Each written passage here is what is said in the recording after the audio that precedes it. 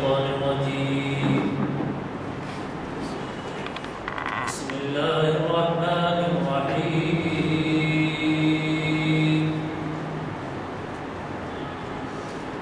وقال الذين كفروا ربنا أرنا الذين أضلانا من الجن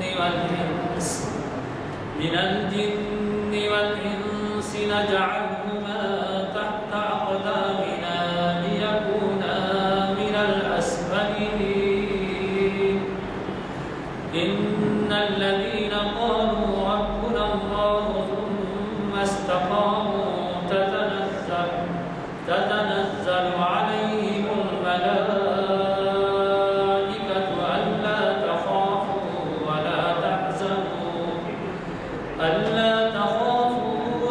تحزنوا وأبشروا بالجنة التي كنتم توعدون نحن أولياؤكم في الحياة الدنيا وفي الآخرة ولكم فيها ما تشتهي أنفسكم ولكم فيها ما تدعون نزلا من غفور رحيم صدق الله العظيم. جیسے کہ جماعت کے بعد اعلان کیا گیا اور ہمارے اعلامیہ نمبر 680 میں اندراجات کے مطابق آج ہمارے درمیان آپ کے جانے پہچانے مخرج جناب ایاز الشیخ تشریف فرما ہے اور وہ ہمیں ایک بہت ہی اہم عنوان سے چھوٹا ہوں بڑی بات اور کیا کر سکتا ہوں آپ خود سمجھ سکتے ہیں دیکھ کے کہ قرآن سے متعلق اقبال قرآن کا شاعر. اب یہ بات کہ اقبال کے کلام میں قرآن کے بارے میں جو کچھ وضاحت کی اور جو کچھ بیان انہوں نے کنوے کیا ہے آپ کو اس سے آج ہمارا نوجوان واقف نہیں ہے. ہم ابتدائی دور تھا ہمارا اسکول کا دور تھا تو زمانے میں اقبال کا وہ کلام جو شکوہ اور جواب شکوہ کے نام سے شائع ہوا تھا وہ بہت ہی عام کر دیا گیا تھا. چنانچہ ہمارے درمیان جب بیت بازی ہوتی تھی تو اقبال کے اشعار بہت کچھ سننے کو ملتے تھے. آج ہمارا نوجوان اس سے بے خبر ہے کہ علامہ کا کیا بیان اس میں موجود ہے. میری خواہش ہے کہ نوجوان بھی زیادہ لکھ رہے ہیں کہ وہ کم از کم اس بات کی کوشش کرے کہ شکوہ اور جواب شکوہ وہ پڑھیں. حالانکہ تو وہ آپ کے سمجھ میں آنے والی باتیں ہیں نہ سمجھ میں آئیں تو آپ کس سے مدد. تو شکوہ بھی ایک کتاب کی شکل میں شائع ہوئی ہے اور جواب شکوہ بھی شائع ہے. تو یہ مل جائے آپ کو تو آپ کوشش کریں گے ورنہ وہ شکوہ اور جواب شکوہ آپ چاہے انگلش میڈیم کے ہوں کوئی میڈیم کے ہوں کسی طریقے سے اس میں علامہ کا کیا بیان ہے وہ سوال. اور وہ شکوہ اور جواب شکوہ کے بارے میں بھی وضاحت کر دیتا ہوں کیونکہ معلوم نہیں بات ہمارے نوجوان شکوہ اور شکوہ کے معنی سمجھتے ہیں. شکوہ کہتے ہیں شکایت اور جواب شکوہ اس کا جواب. اللہ تعالیٰ سے اقبال نے شکوہ کیا پہلے وہ شاید اور جب شکوہ کیا تو اس کے اندر اس زمانے کے حالات کے لحاظ سے انہوں نے یہ بتایا کہ مسلمانوں پہ کیوں زیادہ تھی. حالانکہ مسلمان اللہ کے سب بندے ہیں اور مسلمان زیادہ تر اسلام قبول کرتے ہیں مانتے ہیں تو ہم پہ کیوں ظلم ہوتا ہے. تو یہ تھا شکوہ اور اس کے اوپر ان کو کفر کا فتویٰ بھی دے دیا گیا کہ اس قسم کی باتیں لکھیں آپ اللہ کے خلاف. تو اس کے بعد انہوں نے جواب شکوہ. اب جواب شکوہ پڑھنے کے بعد آپ کو اندازہ ہوگا کہ کیسی وضاحتیں اس کے اندر موجود. میری خواہش ہے کہ نوجوان ہی نہیں بلکہ یہاں پر جو بزرگ حضرات تھے شکوہ اور جواب شکوہ سے ضرور واقف. آج اس محفل کا آغاز حافظ شاعر حسین صاحب ہمارے پیشوان کی خلاف کلام پاک سے ہوا. یہ محفل 20 سپتمبر 2017 اور 28 سے 1438 بروز شاہ سلمہ بعد نماز افسر بعنوان اقبال قرآن کا شاعر اس عنوان سے ہو رہی ہے اور اسے مخاطب کر رہے ہیں جناب ایاز شیخ اور یہ محفل اقبال سے نصیحی اور سب بھی نشی سے تو مغرب کا تنگ ہے، اس وجہ سے میں کچھ اور زیادہ نہیں کر سکوں گا۔ میں گزارش کرتا ہوں کہ آج ہمارے درمیان جو مقرر صاحب ہیں وہ کئی مرتبہ ان کو سن چکے ہیں اور وہ کس لیے اس کا اندازہ آپ کو ان کی خطاب کے بعد ہوگا۔ اور ایک بات میں کہہ کے آپ سے رخصت ہوتا ہوں کہ آئندہ کوشش کی کہ جتنے ہو سکے نوجوان ان سے شرکت کروں۔ آخر ہے کیا بھائی، اثر کے بعد تو ہوتی ہے میں اور آپ اثر بھی ملتی ہے، آپ کو مغرب بھی ملتی ہے۔ آئے اللہ اس سے کہ آپ نہ پڑھنا چاہیں تو اثر اور مغرب بھی ملتی ہے، اور یہاں پر جو ہے اس قسم کی باتیں ہوتی ہیں ضرور ذہن میں رکھیے۔ ان محافل کو زیادہ اس لیے محفل جو ہے 22 سال سے چل رہی ہے اور ہر ہفتہ میں گزارش کرتا ہوں کہ شیطان مردود کی اللہ سبحانہ وتعالیٰ سے اللہ کے نام کے ساتھ جو بے انتہا مہربان نہایت رحم فرمانے والا ہے، درود و سلام تاجدار مدینہ رحمۃ اللہ علیہ حضرت محمد مصطفیٰ صلی اللہ علیہ وسلم۔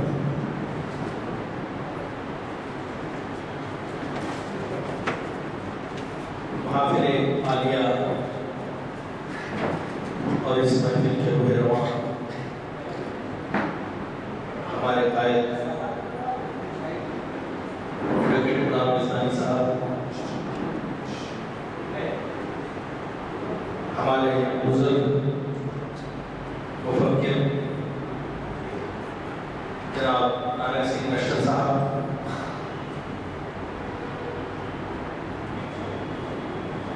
ہمارے مسجد کے امام و خطیب مولانا انیس صاحب اور معاون، ان محافل کے میڈیا انچارج جناب طاہر صاحب، ان محافل کے ایک ذمہ دار جناب شبیر صاحب، اور ہمارے عزیز دوست جناب اختر صاحب، اور ایسے تمام معزز حاضرین جن کے نام میں نہیں جانتا، اور آپ تمام حاضرین اور انٹرنیٹ کے ذریعے سے دیکھنے اور سننے والے سامعین اور حاضرین کی خدمت میں السلام علیکم ورحمۃ اللہ وبرکاتہ۔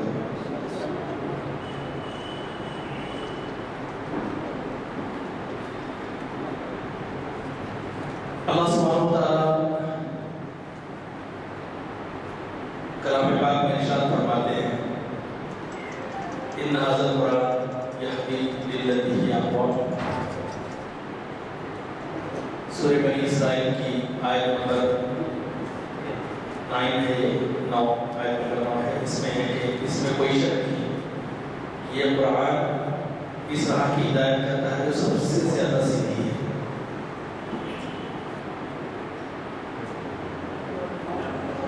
نبی کریم صلی اللہ علیہ وسلم کا ارشاد گرامی ہے،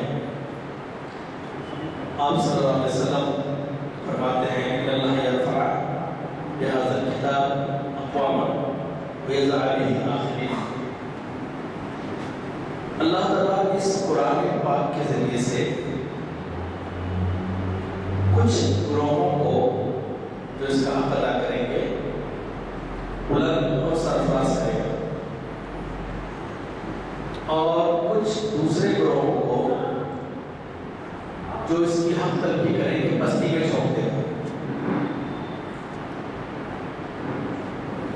آج کی میری یہ گفتگو پچھلی نشست کا تسلسل ہے۔ پچھلی نشست میں بھی میں نے جب قرآن کا شاعر پر آپ سے گفتگو کی تھی، اس میں بہت ساری چیزیں ہمارے سامنے آئی تھیں کہ اقبال کا قرآن سے شغف اور آپ کی شاعری قرآن پاک کے معنی اور تعلیمات کے اشعار میں کس طرح سے ملتے ہیں، لیکن یہ گفتگو مکمل نہیں ہو سکی، تو آج پھر ایک مرتبہ یہ اسی کا تسلسل ہے۔ میں سب سے پہلے اس بات کی وضاحت کروں کہ میں کوئی عالم دین یا ادیب یا اردو پہ اتھارٹی نہیں، بلکہ آپ صاحب کی طرح کا آدمی ہو اور اپنا حاصل مطالعہ آپ کے سامنے پیش کرے اور اس بات کا قابلیت پیش آئے کہ اس میں غلطی کا احتمال ہو. اگر آپ کو غلطی نظر آئے تو مجھے صحیح کر دیجیے. دوران گفتگو اگر نصیحت کی کوئی بات نکلتی ہے تو اس کی اولین مخاطب میری اپنی ذات ہے. اللہ سے دعا کیجیے کہ اللہ سبحانہ وتعالی ہم سب کو صراط مستقیم پہ کام سے رکھے. میں نے جیسے آپ کے سامنے کہا کہ اقبال، آج کا میرا موضوع اقبال قرآن کا شاعر. دراصل ایک مضمون میں نے پڑھا تھا، اس سے مضمون نگار نے کہا تھا کہ اقبال قرآن کا شاعر ہے اور شاعروں کا قرآن ہے. یعنی کہ اقبال کی شاعری دیگر شعراء سے مختلف ہے. دوسرے شعراء علم و فن میں شاعری کی جو فنی محاسن ہیں اس میں ہو سکتا ہے اقبال سے بڑھ جائے، جیسے کہ غالب ہے، میر تقی میر ہے، ان کا اپنا ایک کنٹریبیوشن ہے، ان کی اپنی شاعری ہے. اسکول کے زمانے میں ہم اقبال کو پڑھتے تھے تو یہی لگتا تھا کہ اقبال کو شاعر سمجھ کے پڑھتے تھے اور اشعار سے محظوظ ہوتے تھے. لیکن جب قرآن کا مطالعہ کیا اور پھر اس کے بعد اقبال کو پڑھا تو پھر اقبال کا مزہ کچھ اور آنے لگا. یہ لگا کہ جیسے اقبال قرآن کی ترجمانی کر رہے ہیں. اور اس وقت سمجھ میں آیا کہ اقبال اور دوسرے شعراء میں کیا فرق ہے. اور اقبال اور دوسرے شعراء میں فرق ہے اسی لیے آج 909ویں نشست اس مسجد میں ہو رہی ہے. ورنہ شاعروں کی کیا کمی تھی یزدانی صاحب کے پاس، 2-4 روز ملنے آ جاتے ہیں ان کے پاس.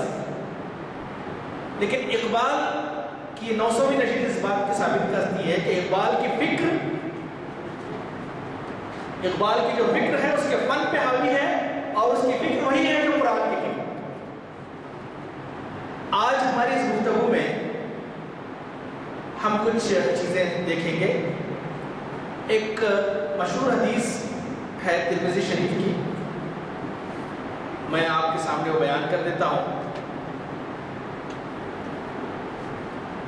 حضرت عبداللہ بن مسعود رضی اللہ تعالیٰ عنہ روایت فرماتے ہیں کہ نبی کریم صلی اللہ علیہ وسلم نے ارشاد فرمایا کہ بلا شبہ قرآن کریم علم الہی کا دسترخوان ہے.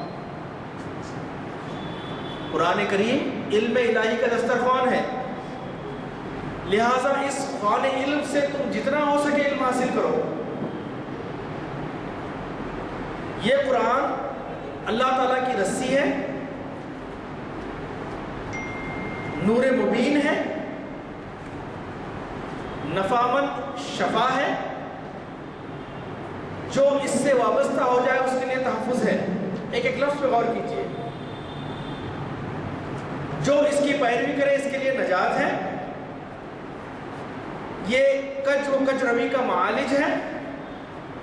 اس کے عجائبات کبھی ختم نہ ہوں گے. بار بار پڑھنے سے یہ پرانا نہیں ہوگا، لہٰذا اس کی تلاوت کرتے رہو. تلاوت اور قرات میں فرق ہے. قرات پڑھنا، تلاوت اسے کہتے ہیں کہ پڑھ کے اس پہ عمل کرنا. اس کی تلاوت کرتے رہو. اللہ تعالیٰ نے تمہیں اس کے ہر حرف کی تلاوت پر 10 مزید نیکیاں مرحمت فرماتے ہیں. میں یہ نہیں کہتا کہ الف لام میم ایک حرف ہے، بلکہ الف پر 10 نیکیاں، لام پر 10 نیکیاں اور میم پر 10 نیکیاں. آج ساری دنیا میں ایک بحث چل رہی ہے. انٹلیکچوئل اور تھنک ٹینکس بھی سوچ رہے ہیں کہ ایک غالب تہذیب جو دنیا میں تھی مسلمانوں کی، وہ یکساں زوال پذیر کیسے ہوگی.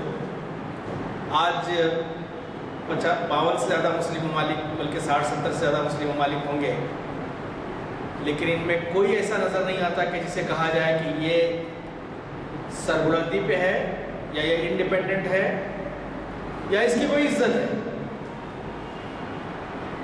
اس کے تعلق سے بہت غور و فکر ہو رہا.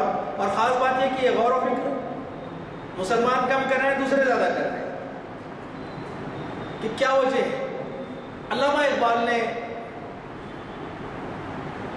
پہلے کے مسلمانوں کے عروج اور اس دور کے مسلمانوں کے زوال کے متعلق بہت پہلے کہہ دیا تھا. آپ نے کہا تھا کہ وہ معزز تھے زمانے میں مسلمان ہو کر, وہ معزز تھے زمانے میں مسلمان ہو کر, اور تم خوار ہوئے تارک قرآن ہو کر. تم نے قرآن کو چھوڑ دیا. حدیث پاک ہمارے سامنے ابھی میں نے آپ کے سامنے پیش کی کہ اللہ تعالیٰ اس کتاب کے ذریعے سے کئی قوموں کو بلند کرتے ہیں, اور جو اس کی قدر نہیں کرتے انہیں زوال پذیر کر دیتے ہیں. آج ہم اپنی زندگیوں کا جائزہ لیں اور قرآن کے ساتھ ہمارا جو رویہ ہے اس کو دیکھیں تو ہمارے زوال کی ساری چیزیں ہماری سمجھ میں آنے لگیں. انشاءاللہ کسی اور موقع پر قرآن کے مطابق ہمارے عروج زوال کی کیا اسباب ہیں اس پہ گفتگو ہوگی. لیکن چونکہ آج کا میرا موضوع اقبال قرآن کا شاعر ہے تو اقبال اور قرآن کے بارے میں مجھے آپ کو بتانا ہے. علامہ اقبال فرماتے ہیں گر تمہیں خواہی مسلمان زیستن, گر تمہیں خواہی مسلمان زیستن نیز ممکن جز بقرآن زیستن. اگر تم مسلمان کی حیثیت سے زندگی گزارنا چاہتا ہے تو یہ قرآن کے بغیر ممکن ہے. یعنی زندگی گزارنے کا مطلب صرف نماز اور مسجد نہیں ہے, بلکہ دا کمپلیٹ لائف اگر ہماری مکمل زندگی قرآن کے مطابق نہیں گزر رہی ہے تو سمجھیے کہ وہ ہم گمراہیوں کی طرف جا رہے ہیں, زوال کی طرف جا رہے ہیں. اگر مسلمان کیسے سے جینا چاہتے ہو تو قرآن کے بغیر یہ ممکن نہیں ہے. قرآن کی آنکھ سے جب تک تم دنیا کو نہیں دیکھو گے تو دنیا ہمیشہ تمہیں بڑی نظر آئے گی. ڈر لگے گا, اس سے خوف آئے گا, افراد سے خوف آئے گا, وسائل سے خوف آئے گا, بہت ساری چیزوں کے خوف جمع ہو جائیں گے. کیوں کہ اللہ کا خوف ختم ہو گیا. جو دل اللہ کے خوف سے بھرا ہوا ہوتا ہے اور اس میں کسی اور خوف کی جگہ نہیں ہوتی. لیکن مسئلہ یہ ہے کہ ہمارا دل اللہ کے خوف سے خالی ہو گیا ہے. ظاہری بات ہے کہ جب تم اللہ سے نہیں ڈرو گے تو دنیا کی ہر چیز ڈرائے گی تمہیں, یہاں تک کہ چھوٹی سی چمٹی چھوٹا سا وائرس بھی ڈراتا ہے. ایک صاحب کو میں نے دیکھا کہ وہ خیر غیر متعلقہ بات ہے لیکن وہ ماسک پہنے ہوئے تھے, تو میں نے ان سے کہا کہ بھائی کیا مسئلہ ہے یہ, اور دینی پروگرام میں آپ ماسک پہن کے بیٹھے ہوئے ہیں. کہا کہ ڈینگو وائرس کا جو ہے نا بہت زیادہ ہے اور فلاں وائرس آ رہا ہے اور فلاں ایبولا وائرس آ رہا ہے. تو میں نے کہا کہ سب سے بڑا وائرس تو ہمارے دل میں ہے جو خدا کی بے خوفی کا ہے, اس کو بھی ایک ماسک پہنانا چاہیے نا. تو بہرحال علامہ اقبال کے متعلق مولانا ابوالحسن ندوی رحمۃ اللہ علیہ فرماتے ہیں کہ اقبال نے اپنی پوری زندگی قرآن مجید میں غور و فکر اور تدبر اور تفکر کرتے گزارے. وہ قرآن مجید پڑھتے, قرآن مجید سنتے اور قرآن مجید بولتے. مولانا ابوالحسن ندوی کہہ رہے ہیں, اور آپ کو پتہ ہے مولانا ابوالحسن ندوی کا مقام و مرتبہ کیا ہے. آپ نے اقبال پہ ایک کتاب روائے اقبال عربی میں لکھی اور جس کا ترجمہ اردو میں ہوا نقوش اقبال کے نام سے. اگر موقع اللہ تعالیٰ دیتا ہوں اس کو ضرور پڑھیے. مولانا فرماتے ہیں کہ میں مسجد نبوی میں تھا اور وہاں مجھ سے خواہش کی گئی کہ میں کسی ایک موضوع پہ کوئی گفتگو کروں. تو میرے ذہن میں اللہ تعالیٰ نے وہاں بات ڈالی کہ اقبال پہ مجھے بولنا چاہیے مسجد نبوی میں. اور پھر آپ نے ایک تقریر کی اور اسی تقریر کا لب لباب جو ہے وہ آپ کی کتاب نقوش اقبال میں. معروف فلسفی اور اقبال شناس ہمارے ایڈوکیٹ غلام ازدانی صاحب ان کو بہت اچھی طرح سے جانتے ہیں. ڈاکٹر خلیفہ عبدالحکیم صاحب, بلکہ انہوں نے پچھلی مرتبہ میں تذکرہ بھی کیا تھا ان کا. علامہ اقبال کے حکیمانہ افکار اور ان کے آفاقی پیغام میں پرانی روح کا اعتراف کرتے ہوئے کہتے ہیں کہ فکر اقبال نامی کتاب انہوں نے لکھی اور اس میں کہتے ہیں کہ میرے نزدیک علامہ اقبال کے عارفانہ اور عاشقانہ کلام کا ہر شعر عبادت میں داخل ہے. اس سے زیادہ خدمت خلق کیا ہو سکتی ہے کہ رہتی دنیا تک لوگ اس کلام سے بلند ترین افکار اور تاثرات حاصل کرتے ہیں. دنیا کے کسی شاعر پہ اتنا کام نہیں ہوا جتنا اقبال پہ, کم سے کم اردو شاعر, اردو اور فارسی شاعر. علامہ اقبال پہ ایک محتاط اندازے کے مطابق چھوٹی بڑی 6000 کتابیں لکھی گئی، 2500 اس میں سے بڑی کتابیں۔ دنیا کی کوئی یونیورسٹی، بڑی یونیورسٹی ایسی نہیں ہے جس میں علامہ اقبال کے نام سے کوئی شعبہ قائم نہ ہو۔ ساری دنیا میں ریسرچ چل رہا ہے۔ اقبال اکیڈمی یہاں پہ جس کا میں رکن ہوں، جس کی ایک عظیم الشان لائبریری بھی ہے، اس لائبریری میں دیکھتا ہوں کہ مختلف ممالک سے لوگ آ کے اقبال پہ تحقیق کرتے ہیں، اور ہمارے لوگ روزنامہ سیاست اور منصف پڑھنے جاتے ہیں وہاں پہ۔ میں تنقید نہیں کر رہا ہوں، کیونکہ غیروں کو اس کا قدر ہے کہ وہ ہے کیا۔ کسی فارسی شاعر نے کہا تھا کہ قدر گوہر شاہ دانت یاد کی دانت جوہری، ہیرے کی قدر یا تو جوہری کو ہوتی ہے بادشاہ کو ہوتی ہے، ورنہ ہم جسے راہ چلنے والے تو اسے ایک چمکتا ہوا پتھر سمجھ لیتے ہیں۔ علامہ اقبال کے مطابق، علامہ اقبال کا جو قرآن سے عشق ہے، قرآن سے جو محبت ہے، آپ اپنا ایک خط مولانا گرامی کے نام پہ آپ نے لکھا 1 جولائی 1917 کو۔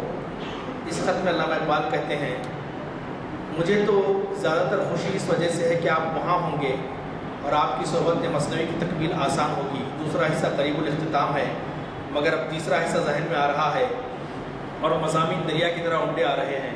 حیران ہو رہا ہوں کہ کس کس کو نوٹ کروں۔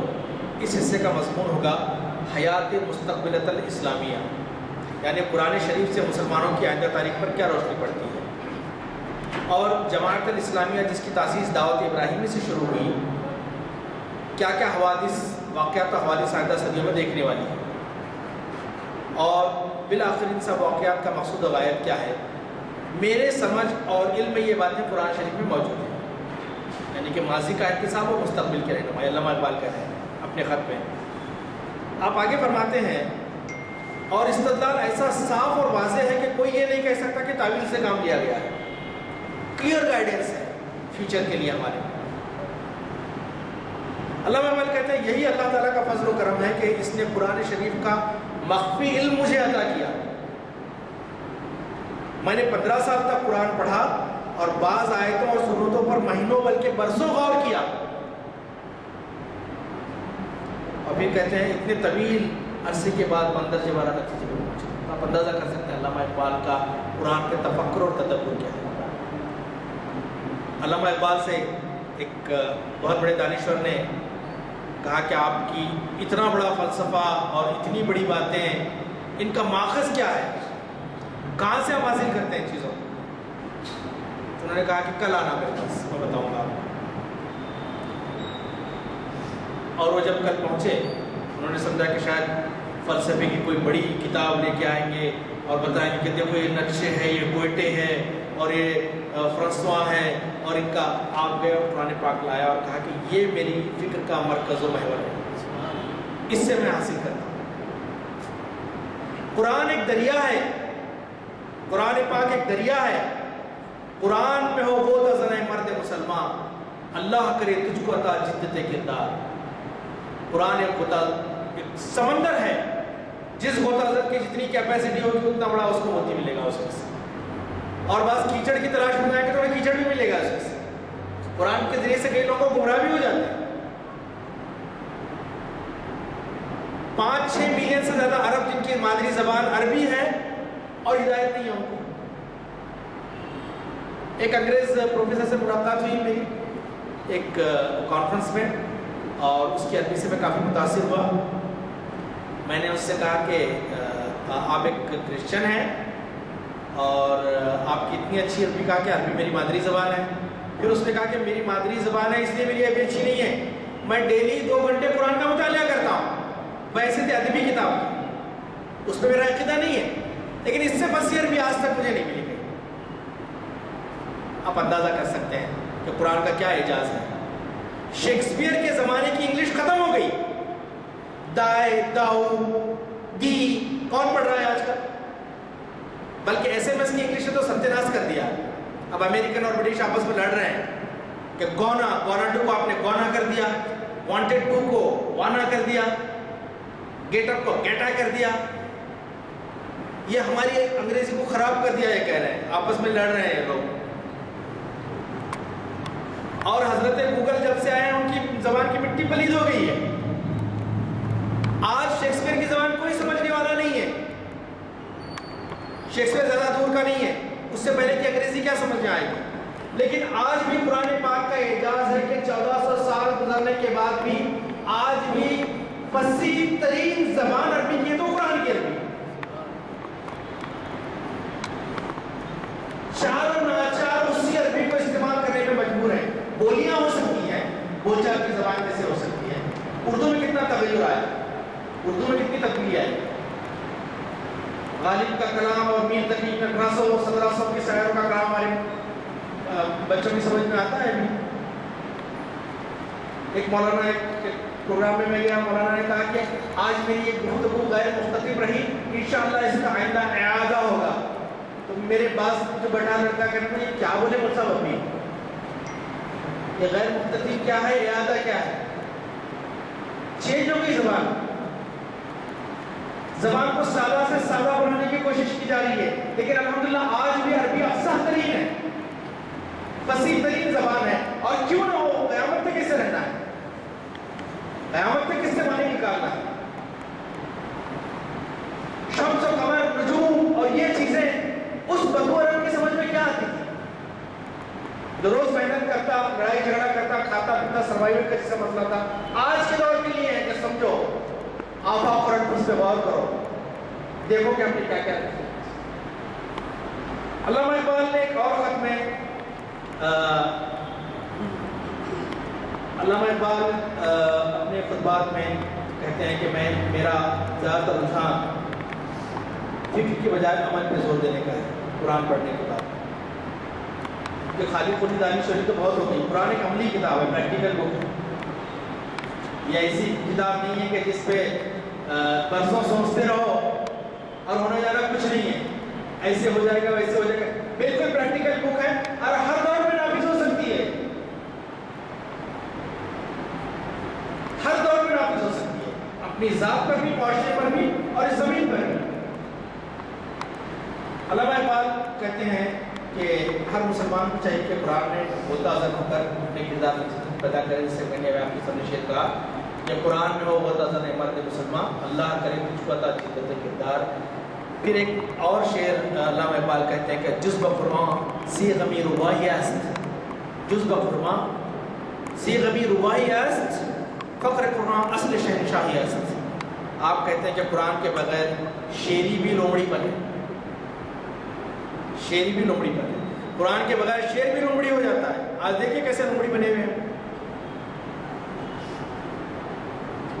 قرآن کے ذریعے مسائل کو حل کرنے کی بجائے بزدلی کے ذریعے سے حاصل کرنا چاہتے ہیں. ایک عام تاثر ہے, ہو سکتا ہے غلط ہو, دوسروں کے رحم و کرم پہ یہ سمجھتے ہیں کہ ہماری زندگی اور روٹی میں اضافہ کر دیں گے. ملنا تو وہی ہے جو اللہ سبحانہ و تعالیٰ چاہے, اور مرنا تو تبھی ہے جب اللہ سبحانہ و تعالیٰ چاہے. علامہ اقبال ایک اور جگہ کہتے ہیں کہ چو مسلمان اگر دوری جگر در ضمیر خویش در قرآن اگر, یعنی کہ اگر تو مسلمان کا سا جگر رکھتا ہے تو پھر اپنے ضمیر اور قرآن پر نگاہ رکھ. اگر تو مسلمان کا سا جگر رکھتا ہے تو اپنے ضمیر اور قرآن پر نگاہ رکھ, اور کسی کا دست نگر نہ بن. قرآن کی سینکڑوں آیات میں نئے جہان ہیں, ان پہ غور و فکر کر اور پھر اس کی تسخیر کر. عالم ہے فقط مومن جانباز کی میراث, بزدلوں کی نہیں. عالم ہے فقط مومن جانباز کی میراث, مومن جو نہیں جو صاحب لولاک نہیں. اسلام طاقتور قوموں کا مذہب رہا ہے, تاریخ اٹھا کے دیکھ لیجیے. If you are not capable, somebody else will do the job. اپنے آپ کو مستحق ثابت کرنا ہوگا. علامہ اقبال سے قرآن سے اتنا عشق تھا. آپ کے جو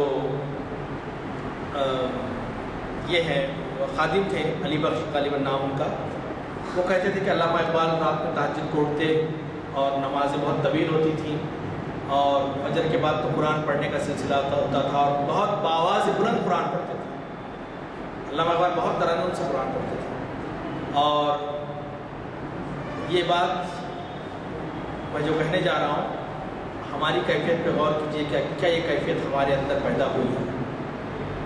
اقبال ایسے اقبال نہیں بنا. اقبال جب تلاوت کرتے تو آنسوؤں کی دھار لگ جاتی. یہاں تک کہ اقبال اور قرآن میں غلام مصطفیٰ خان یہ کتاب میں لکھتے ہیں کہ علامہ اقبال کے آنسوؤں سے قرآن بھیگ جاتا اور اسے دھوپ میں سکھانا پڑتا.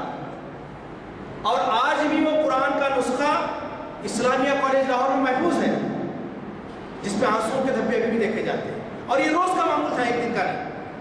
آپ اندازہ کر سکتے ہیں کہ کلام الہی سے کیا عشق تھا, کیا محبت تھی, کیا کیفیت ہمارے دل میں پیدا ہوتی ہے. ہمارے دل میں تو یہ ہوتا ہے کہ کیسے پارہ ختم ہو اور رمضان میں کتنے قرآن ختم ہو. اس پہ غور, تدبر, اس کی کیفیت کا احساس. پچھلی نشست میں نے جسے کہا تھا کہ علامہ اقبال کے والد نے ان سے کہا بیٹے کیا کر رہے ہو, تو کہا کہ قرآن پڑھ رہا ہوں. تو کہا کہ بعد نے مجھ سے پوچھا. ایک اور خط میں سر راز مسعود جو سر سید احمد خان کے پوتے تھے, ان کو آپ نے ایک خط لکھا 30 مئی 1935 کو, اور اس میں کہا کہ چراغ سحر بجھا چاہتا ہوں, یعنی میرا آخری وقت ہے. تمنا یہ ہے کہ مرنے سے پہلے قرآن کریم سے متعلق اپنے افکار قلم بند کر جاؤں, اور جو تھوڑی سی ہمت مجھے باقی ہے اس خدمت کے لیے وقف کرنا چاہتا ہوں, تاکہ قیامت کے دن آپ کے جد امجد, چونکہ یہ سادات تھے سر راز مسعود, اسے کہا کہ قیامت کے دن آپ کے جد امجد حضور نبی کریم صلی اللہ علیہ وسلم کی زیارت مجھے اس اطمینان خاطر کے ساتھ میسر ہو کہ اس عظیم الشان دین کی جو حضور نے ہم تک پہنچایا کوئی خدمت بجا لا سکتا. ایک اور خط میں آپ کہتے ہیں سر راز مسعود کو کہ اگر اس طرح میرے لیے ممکن ہو سکتا کہ میں قرآن کریم پر عہد حاضر کے افکار کی روشنی میں اپنے نوٹ تیار کر لیتا جو عرصے سے میرے زیر غور ہیں, لیکن اب تو نہ معلوم کہ مجھے ایسا محسوس ہوتا ہے کہ میرا ایک خواب شرمندہ تعبیر نہ ہو سکے گا. اگر مجھے حیات مستعار کی بقیہ گھڑیاں وقف کرنے کا سامان میسر آئے تو میں سمجھتا ہوں کہ قرآن کریم کے ان نوٹوں سے بہتر کوئی پیشکش مسلمان عالم کو نہیں کر سکتا. آپ کی بڑی خواہش تھی تو قرآن پاک کو کچھ نوٹ. پروگرام کی بات کہا کہ بیٹھیے تھوڑی گفتگو کرنی ہے آپ سے, اور پھر علامہ اقبال بیٹھے, اور پھر چائے کا دور چلا, اور پھر کہا کہ اقبال ایک بات سچ بتانا ایمانداری سے کہ تمہارے پیغمبر صلی اللہ علیہ وسلم پر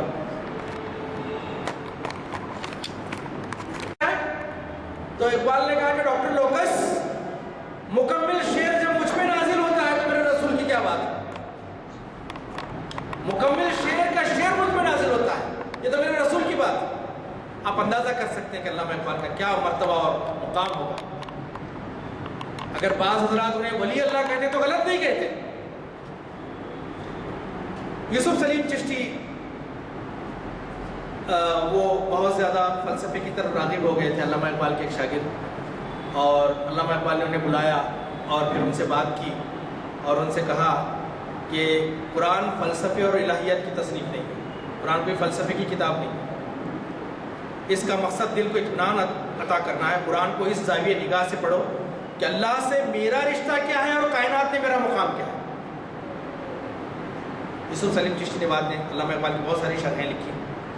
پھر کہتے ہیں کہ قرآن اس لیے نازل ہوا کہ وہ انسان میں خدا سے ربط قلبی کا شعور پیدا کرے, اور انسان اس ربط کی بدولت مشیت ایزدی سے ہم آہنگی پیدا کرے, یعنی کہ مسلمان جو سوچے وہ تقدیر بن جائے. ایک جگہ اسی علامہ اقبال نے کہا کہ تقدیر کے پابند نباتات و جمادات, نباتات جمادات کوئی چوائس نہیں ہے ان کے پاس, جانوروں کے پاس بھی کوئی چوائس نہیں ہے, لیکن مسلمانوں کے پاس چوائس ہے, انسانوں کے پاس چوائس ہے.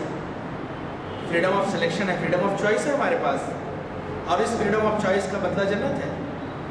مومن فقط احکام الہی کا ہے پابند, اور جب مشیت الہی کے مطابق زندگی گزرنے لگتی ہے تو خدا خود پوچھتا ہے کہ اگر راضی ہو تو یہ کروں ورنہ یہ کروں.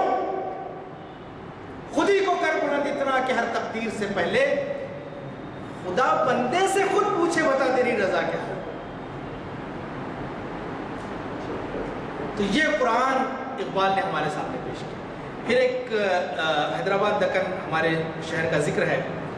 1929 میں جب علامہ اقبال حیدرآباد دکن آئے, تشریف لائے, تو ابو محمد مسلح ایک یہاں پہ بہت بڑے دانش اور مفکر تھے, اور انہوں نے قرآن فہمی کی ایک تحریک شروع کی تھی.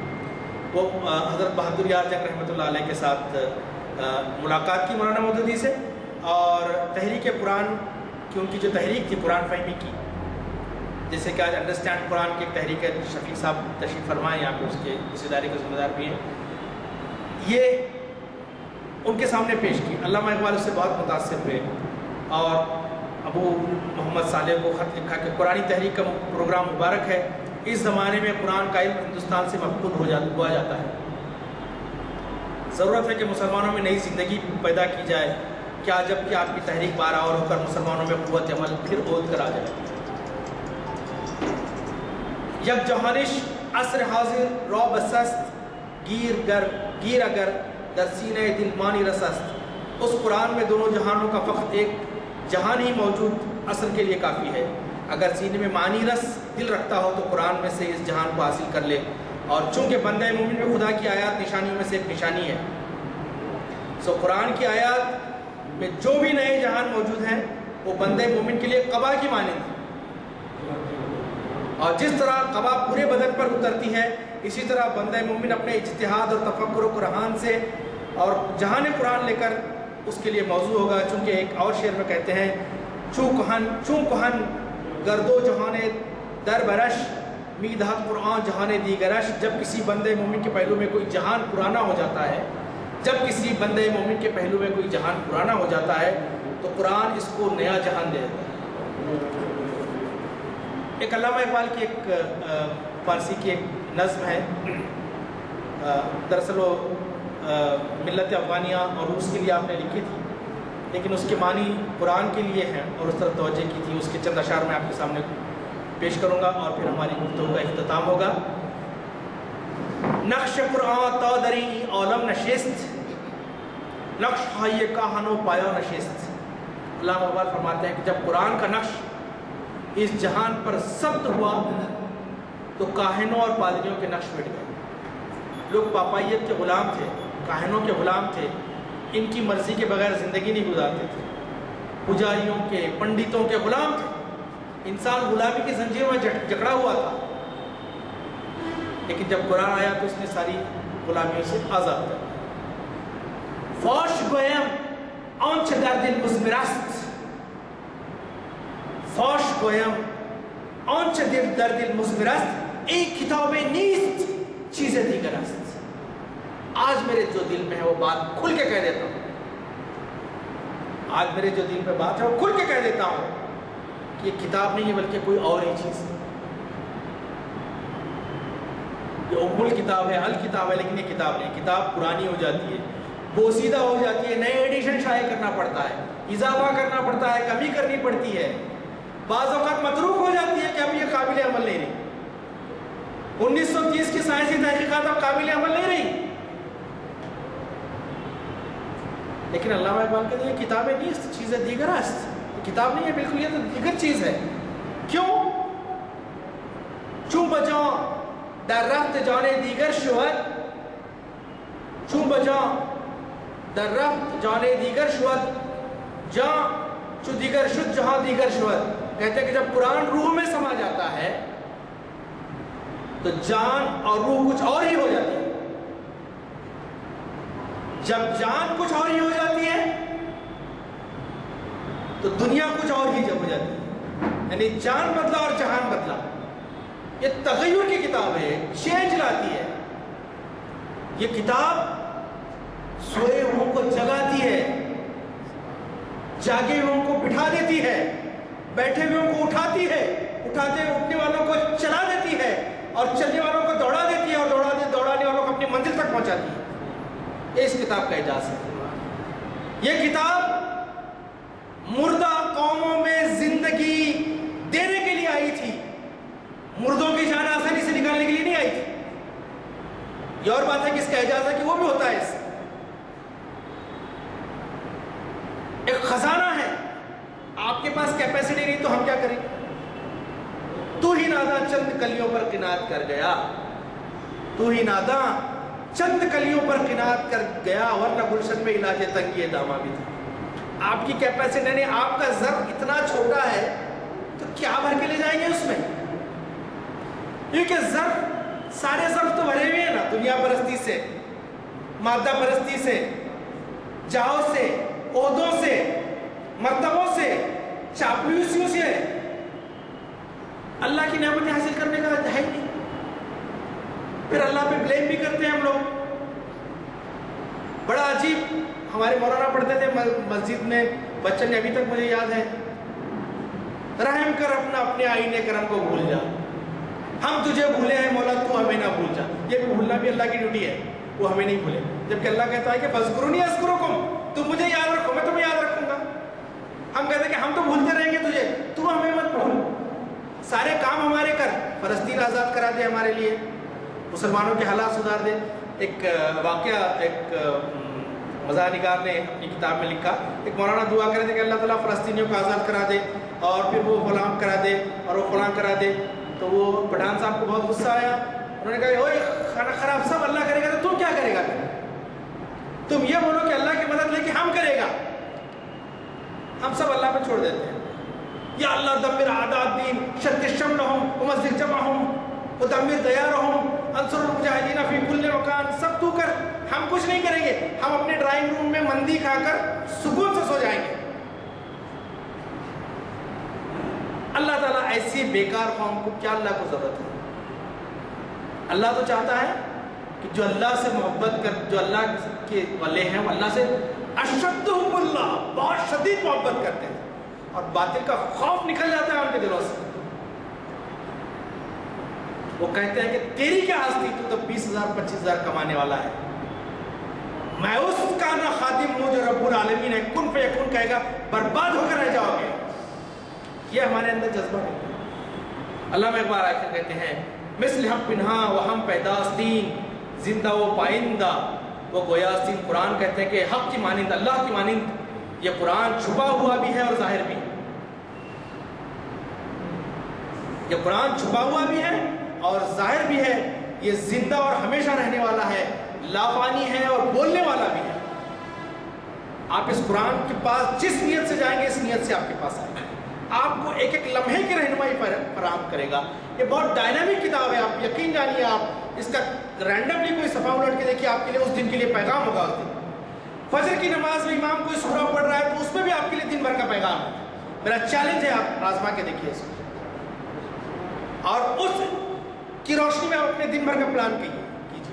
मैं ये नहीं कहता, बुजुर्गान दीन कहते हैं कि जब भी कोई मसला दरपेश होता है कुरान खोल लेते हैं, उन्हें उसका हल नजर आ जाता है। आज हम व्हाट्सएप खोल लेते हैं उसकी बजाय।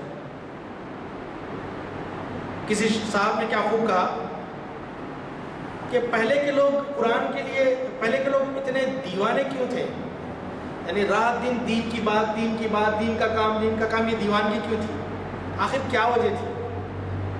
तो उन्होंने कहा कि उनके अंदर अल्लाह से मोहब्बत दीवानगी इसलिए पैदा हो गई कि आज जितना वक्त तुम अपने व्हाट्सएप और स्मार्टफोन के लिए देते हो उतना वक्त तो कुरान के लिए देते थे। ये फ़र्क है आप और।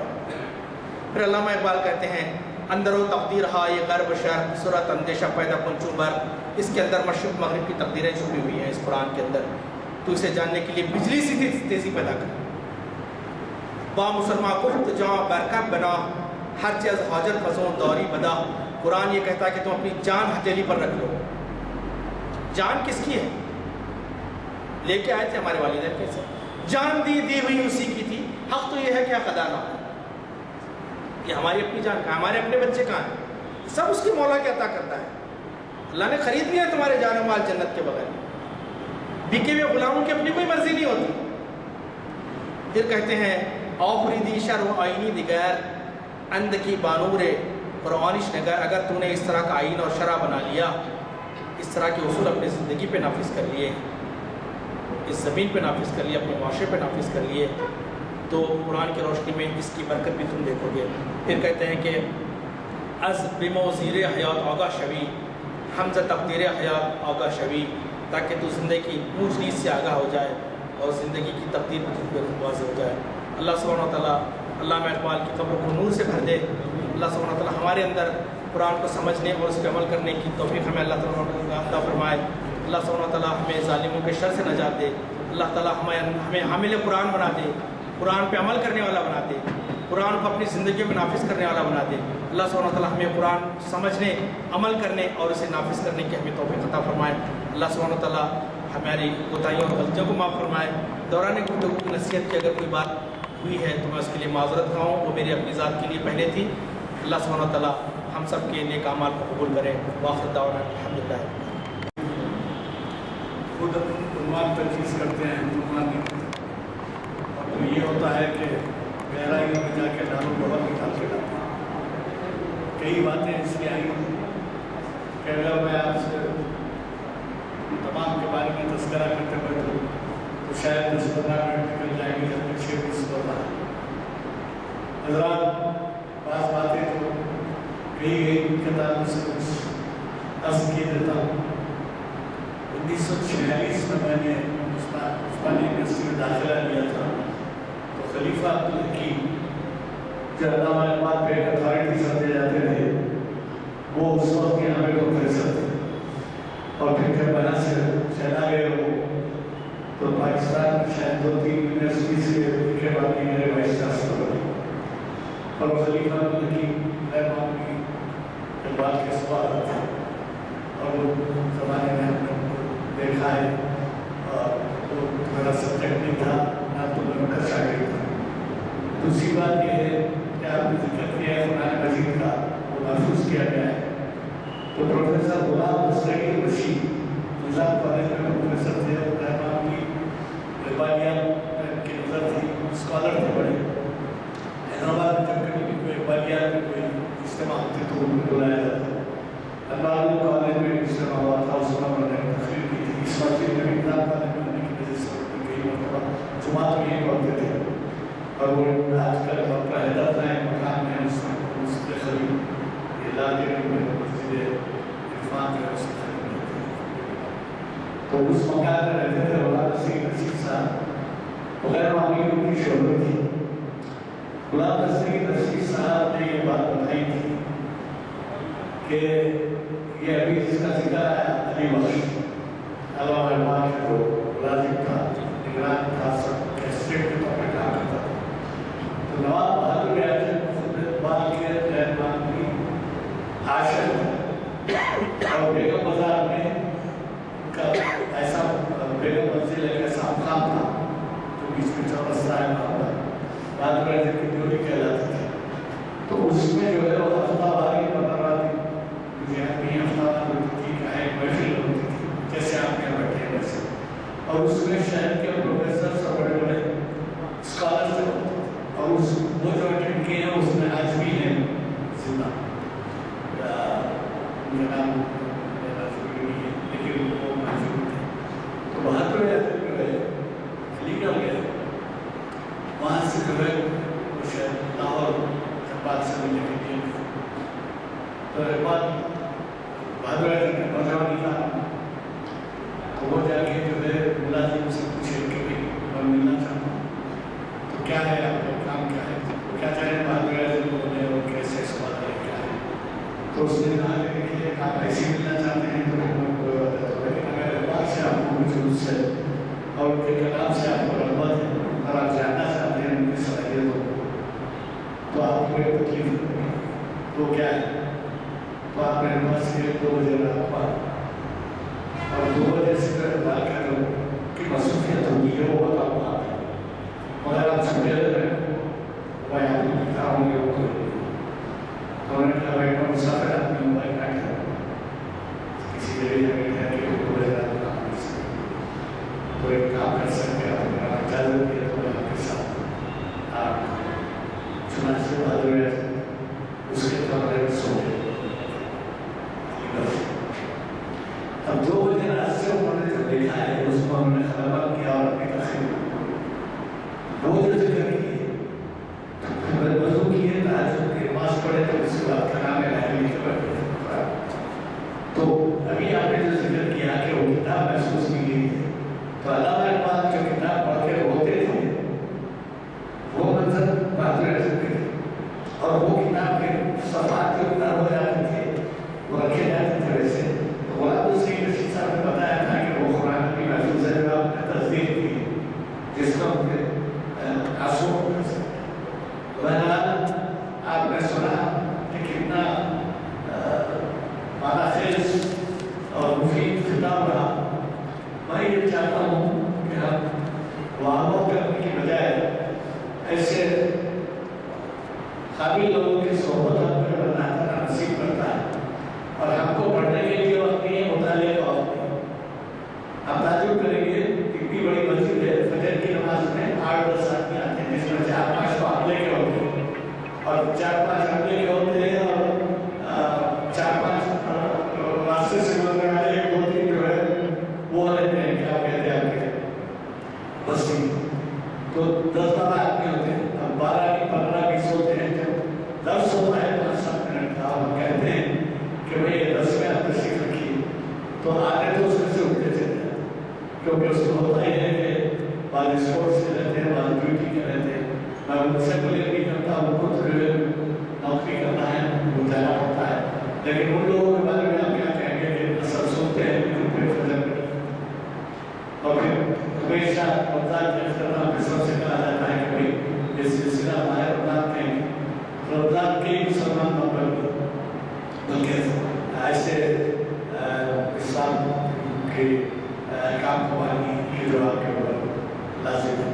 تو آپ نے جو کتاب کیا اس کا جو علماء بھی ہے کہ جو ہے ہم کو دعوت دین کے بارے میں بہت سی باتیں معلوم ہے، ہم کوشش کرنی چاہیے کہ جس قدر ہو سکے عملی طور پر کام کریں، جبھی تو آپ علامہ اقبال کی روح کو بھی خوش کر سکتے ہیں اور جب روح کے کلام پہ آپ عمل کریں گے تو ظاہر ہے کہ کلام آپ نے سے کہا قرآن اور قرآن کے بارے میں آپ عملی طور پر حصہ لیں گے۔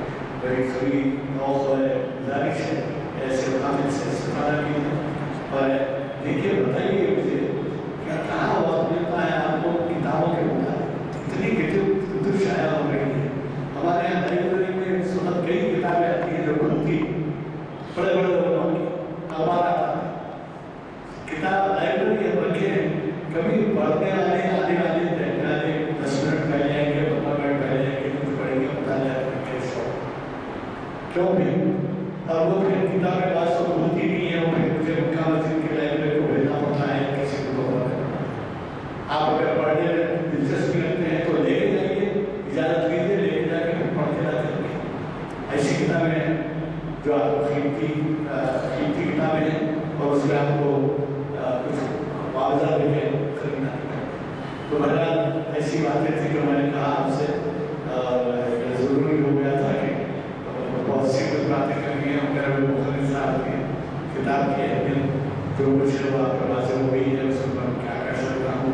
ہم مشکور ہیں ایسے حضرات میں ہمارے محافظ سے جڑے ہوئے، یہ آل انڈیا لیول کے ہیں۔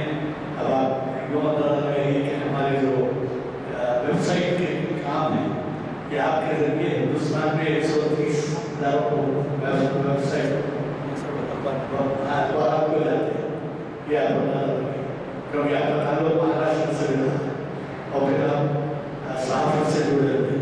آپ بہت کی روکیٹ کا مطالعہ کتنا گہرا ہے، تو یہ جو ہے اللہ کا تعالیٰ شکر ہے کہ آپ کی وجہ سے نہ صرف ہمارے محافظ میں اللہ کا محنت کے بیرون شہر بتائیے نا ویب سائٹ کہاں استعمال ہو رہا ہے، گھروں میں کرکٹ میچ دیکھیں، سنیما دیکھیں، نظریات سنیں گھر والوں کو دیکھنے کے لیے، اور یہ ویب سائٹ دنیا بھر میں دیکھا جا رہا ہے۔